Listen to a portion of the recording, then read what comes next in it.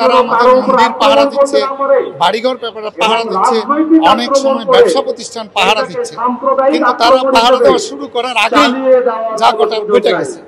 অসাম্প্রদায়িক বাংলাদেশ হবে, সম্প্রীতির বাংলাদেশ হবে, আমরা সেই রাষ্ট্র পাই নাই।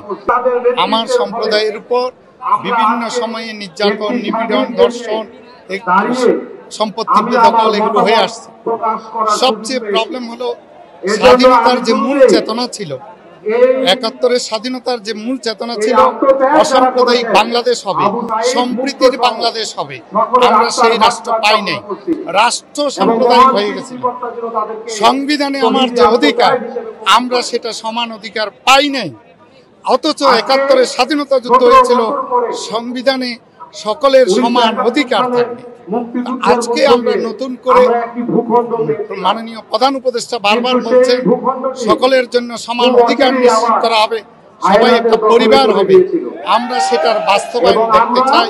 আমরা আশা করতে চাই যে এখন অন্তত ভবিষ্যতে আমরা ন্যায় বিচার পাবো, আমার সাংবিধানিক অধিকার ফিরে পাবো, আমার সম্প্রীতির বাংলাদেশ পাবো, শান্তির বাংলাদেশ পাবো।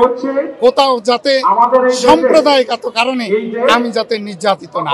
আমরা দেখতেছি তারা আমাদের মন্দির পাহারা দিচ্ছে, বাড়িঘর পাহারা দিচ্ছে, অনেক সময় ব্যবসা প্রতিষ্ঠান পাহারা দিচ্ছে, কিন্তু তারা পাহারা দেওয়া শুরু করার আগেই যা ঘটার ঘটে গেছে।